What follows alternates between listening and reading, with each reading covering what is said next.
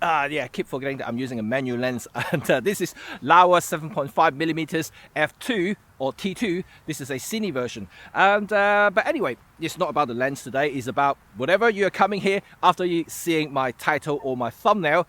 It's because of Panasonic. But before I talk about Panasonic, I want to show you guys this guy here. This is the Rode Videomic GO II. I will talk a little bit about the product and also which one is for you and why. So let's switch over from the NTG to the Videomic GO II. Let's do that now. Boom! Well, I've now switched the mic, and here it is. The Videomic GO II is on top of my camera now, and here is the NTG. Before I continue though, this area I'm filming at the moment is not as quiet as you may think, because I have the dual carriageway right next to me, and then the cars are driving like crazy, and there are lots of traffic noise. So here it is. First introduction is the Rode Videomic GO II, and I think the sound quality is, yeah, as you can hear, is pretty similar to the NTG, which is very, very impressive. For $99, which is less than half the price of this guy here, you are getting everything. Yeah, I'm not joking, you're getting everything, because it has a lot of features that this guy has also, but you will have to connect to the computer first. It does have a USB-C port, which is new for the Videomic GO, because the previous version doesn't have a USB port. So that means that this guy can also double up as a USB mic for zooming, work from home thing, you know, streaming and stuff like that. So you can actually do that with a $99 directional mic, which is awesome. And if you use the Rode Central app as well, you can adjust all kinds of things like gains, like paddings, and also monitoring level, a lot of stuff that you have on the NTG. So this is really cool, right? For $99. Yeah, I'm not joking. But here it is, you know, like it's a but, because if you want something that you can control on the fly, well, let's say I'm out here now, I can't connect the Videomic GO II to the computer to adjust anything, then this guy comes on his own, because it has all the buttons and dial to control everything I need. Yeah, I'm not joking. And also it has a built-in battery. Well, this guy doesn't. It's powered by the camera or any of the devices you're going to connecting to, either via USB-C or the TRS cable. So this is something you have to bear that in mind. So that means you will have to use the preamp in the camera or the other devices that you have to control the gains and so forth. While this, yeah, you can just do everything by turning the knobs and pressing the buttons, and it's a lot easier. It's definitely more pro. And also the built-in battery does allow me to take it somewhere else away from the camera when I hook it up to a wireless system, like the Wireless Go, for instance, which I use very often for interviews or other location shoots where the camera is a little bit further away from the mic. So this is cool. This is why I think that they all have their own audience, you know, between the NTG and also the Videomic GO II. For me though, I think for vlogging, I'm now going to put this down. I'm going to use the Videomic GO II simply because it's convenient, small and light, half the size and half the weight, yeah, and half the price, remember. And so it's a very, very awesome thing to do. But anyway, this is the introduction to the Videomic GO II. I am very impressed. So yeah, let's talk about what we are here to talk about. Is Panasonic. So Panasonic, just exactly what happened with Panasonic.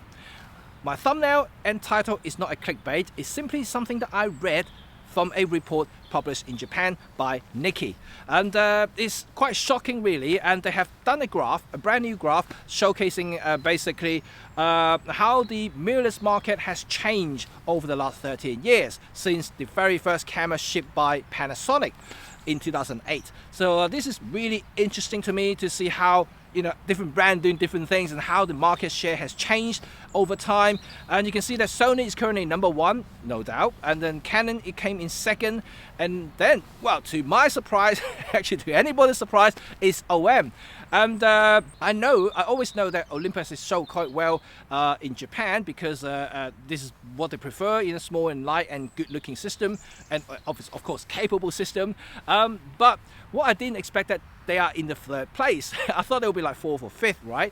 But they're in the third place consistently over the years, and they haven't really dipped down either. You can see the graph is relatively flat, which is a good sign for Olympus or OM. This is something that I'm really glad to see. But Panasonic has been slowing down and decreasing continuously. It hasn't really gone back up, so which is something that I am a little bit shocked to see. I'm not a Lumix guy, I'm not a Panasonic user, and I'm not really in the community to discuss anything, but this is something I feel quite attached, simply because Panasonic and Olympus has done great things to create this Micro Four Thirds community and make sure that it matures, and it has over the last 13 years. So I'm glad to see that they've both done great things, but I'm really shocked and sad to see how Panasonic is struggling at the moment by looking at the graph. So they are less than 10% of the market at the moment, and it doesn't look like it's going to increase anytime soon either, because, well, you can see that from the Micro Four Thirds side, they haven't really have anything new, like brand new, like refresh for many years since the GX5, and then they kind of abandoning it or ignoring it for a couple of years and try out the full frame market. That hasn't done well either, because you know, they are competing with all the big boys like Sony and Canon. They have like kind of enormous resources to pump into it and to make sure that they have all the lenses that they need for that particular platform and system. And Panasonic hasn't, even though it's an L alliance with the with Sigma and Leica, but you can see that both of them aren't doing much either in terms of camera choice or lenses. If lenses, Sigma simply just switched the mount from their other system to the L mount, but they haven't really done much in terms of something new or exciting. This is something that I believe they need to do more. At the moment, I can't see Leica will be doing much either, because they're always a company kind of like mind their own business. They don't really care about what other things. And Sigma is, yeah, their Favion sensors and also the system has always going to be slow selling, because they're mainly a lens guys. You know, they're lens manufacturers more than a camera manufacturer. So it's a weird thing to do. But anyway, this is another topic, another day. But today is all about Panasonic. What do you guys think? You know, why? You know, if some of you using Lumix or Panasonic, let me know what you thought about, you know, the decrease and this news mean to you.